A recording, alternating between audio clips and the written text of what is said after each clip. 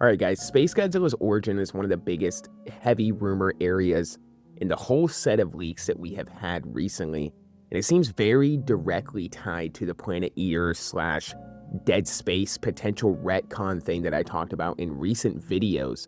But Space Godzilla is not just Godzilla's cells mutated in space like the old Heisei origin, which is what I touched on in the intro. The rumors imply he is more like a literal Godzilla from space, evil Godzilla counterpart connected to the Planet Eater's cosmic system. So let me break this down for you guys.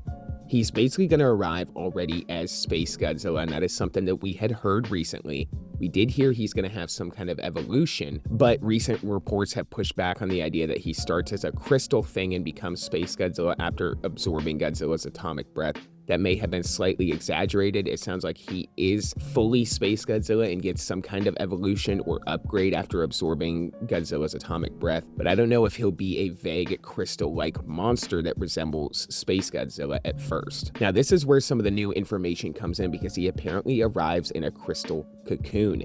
He supposedly has no flight, so the answer's basically that he arrives in a crystal cocoon to Earth. It sounds like he's transported, seeded, or sent rather than just flying around like classic Space Godzilla. Now, this is very interesting. The Planet Eater is most likely the reason that Space Godzilla gets to Earth. This is where the big Dead Space comparison matters, and if you don't know about that, it's basically the idea that there's a massive retcon coming to the monsterverse that is going to tie around the Planet Eater basically being the origin of all the Titans, that it goes to different planets, seeding worlds and preparing them for consumption. Because right now we know the Planet Eater is basically compared to a brethren moon. It travels through space, eats planets, and sends rock and crystal-based things ahead.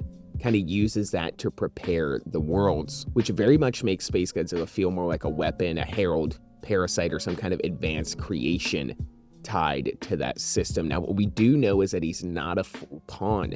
His actions serve the bigger monster. So basically, Space Godzilla still has his own ego. He still kind of has his own mind. He's not like just some mindless servant of this like Brethren Moon style Planet Eater looking monster. But apparently everything Space Godzilla does ultimately serves this new big bad. So the origin might be not a mindless servant, but some kind of cosmic alpha predator being used by or aligned with the Planet Eater's agenda. His powers are definitely heavily changed, and that's something I've already touched on quite a bit.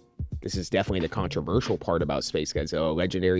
Allegedly, he doesn't have most of classic Space Godzilla's powers. He has no flight in combat. He has no geokinesis slash crystal manipulation or whatever. He